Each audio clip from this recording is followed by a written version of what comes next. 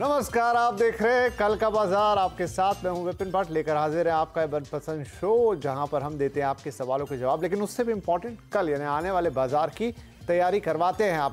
वैसे कल यानी 15 अगस्त पे बाजार बंद रहेंगे स्वतंत्रता दिवस पर, लेकिन उसके अगले दिन बाजार खुलेंगे और उसी की तैयारी आज हम करेंगे। नोट कीजिए हमारा नंबर 7045220000।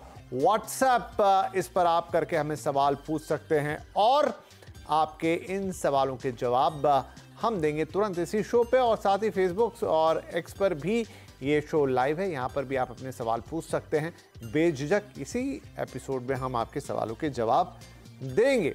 राइट, तो ये तो बात हो गई कि आप हमसे संपर्क कैसे करेंगे। अब हम परिचय करा देते हैं आज हमारे मेहमान का, जो आपके सवालों के जवाब देने वाले हैं। हमारे साथ हैं trader and market expert Amit सेठ जी।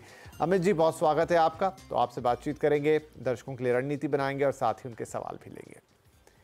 तो चलिए अमित जी से बातचीत करें, और उससे पहले जरा आज के बाजार को एक नज़र देख लेते हैं। आज वीकली एक्सपायरी थी, एक दिन पहले होती हुई नजर आई, क्योंकि स्वतंत्रता दिवस पर बाजार में अवकाश होगा और दायरे में कारोबार हमें दिखाई दिया। सेंसेक्स 150 पॉइंट हालांकि चढ़ा और 89,106 पर बंद हुआ। निफ्टी 5 पॉइंट चढ़ा, 24,144 पर बंद हुआ। वहीं निफ्टी बैंक 105 पॉइंट गिरकर 49,727 पर बंद हुआ और मिड कैप 334 पॉइंट गिरकर 56,547 पर बंद हुआ। आज के बाजार में जैसा हमने कहा, मिड कैप स्मॉल कैप शेयरों में दबाव देखने को मिला। मेटल फार्मा शेयरों में बिकवाली रही, तो आईटी और इंफ्रा शेयरों में खरीदारी का रुझान जरूर रहा।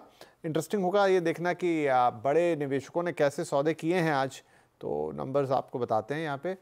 एफआईआईज और डीआईआईज में तो आज देखिए एफआईआईज ने बिकवाली की 2,595 करोड़ से ज़्यादा की, लेकिन उसके अगेंस्ट में डीआईआईज की फिर खरीदारी रही 2,236 करोड़ रुपए से ज़्यादा की। तो घरेलू निवेशक लगातार बाजार को संभालने का काम यहाँ करते हुए दिखाई दे रहे हैं। अब इम्पॉर्टेंट ये होगा कि जब एक दिन के अवकाश के बाद बाजार खुलेंगे तो किस तरह का रुख लेंगे। अमित सेठ साहब, तो जब रीओपनिंग होगी बाजार की एक ब्रेक के बाद, किस तरह का मूड आपको लग रहा है? आज तो जो क्लोजिंग हुई वो थोड़ी पॉजिटिव नोट पे कही जा सकती है। जी, good evening Vipin ji and good evening to all the viewers. Vipin ji, कहने को पॉजिटिव नोट पे हुई। निफ्टी रेंज बाउंड है, जैसे कि हम जानते हैं निफ्टी स्पॉट का लेवल 24,000 से लेकर 24,400 के बीच में होवर कर रहा है। और निफ्टी कहीं ना कहीं देखे तो 10 और 20 डेमा ऑन द अपसाइड एंड 50 डेमा ऑन द डाउन साइड इस दो मूविंग एवरेजेस के बीच में ट्रैप्ड है। प्रॉब्लम एरिया फिलहाल निफ्टी नहीं है, क्योंकि आज हमने निफ्टी के में देखा कि सीएनएक्स आईटी ने एक अच्छा खासा सपोर्ट दिया। Our problem is bank Nifty. Bank Nifty ने आज एक क्रूशियल लेवल, जो कि 49,800 का एक लेवल था, रेंज लेवल था, वो उसने ब्रेक किया। 100-डे एक्सपोनेंशियल मूविंग एवरेज भी ब्रेक किया। तो अगर परसों के सेशन में अगर यहाँ हम अगर वीकनेस देखते हैं तो मेरे ख्याल से वो निफ्टी पे भी प्रेशर डालेगा। तो हमारी नजरें निफ्टी बैंक पे होनी चाहिए।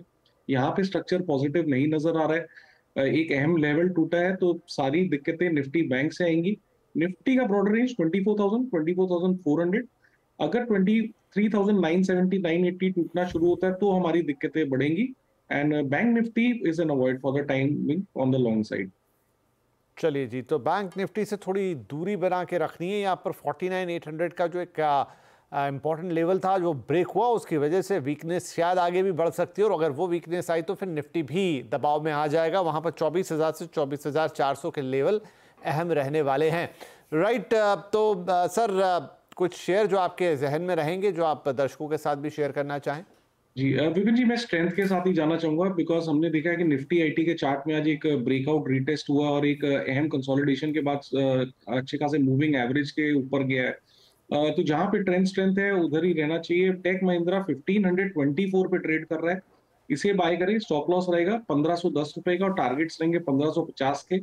सेकेंड स्टॉक भी आज के सत्र में हम आईटी को नहीं इग्नोर कर सकते। मैं एचसीएल टेक के साथ जाना चाहूंगा। यहाँ भी बहुत ही पॉजिटिव शानदार क्लोज आया कंसोलिडेशन के बाद। एचसीएल टेक को बाय करें for a target of 1650 and stop loss of 1605। ठीक है जी, तो दो शेयर आपके लिए यहाँ पर, दोनों टेक साइड के और दोनों की बाय कॉल है। यहाँ पर आप लेकर आते हैं एचसीएल टेक। आपके सामने आज की क्लोजिंग दिख रही है 1625 रुपए की, लेकिन यहाँ पर आपके लिए टेक महिंद्रा भी है ऑन द रडार। 1550 रुपए के टारगेट होंगे और 1510 का आप लगाएंगे स्टॉप लॉस। उसके अलावा जैसे मैंने कहा एचसीएल टेक, तो यहाँ पर भी 1650 रुपए के टारगेट होंगे और 1604 रुपए का आपको स्टॉप लॉस लगाना है। तो ये 2 आईटी शेयर्स आपको नज़र में रखने हैं जब फ्राइडे को मार्केट ओपन होंगे। राइट, चलिए आप सवाल जवाब के सिलसिले की शुरुआत करते हैं और अपने पहले कॉलर को लेते हैं। राजकुमार जायसवाल, वाराणसी, उत्तर प्रदेश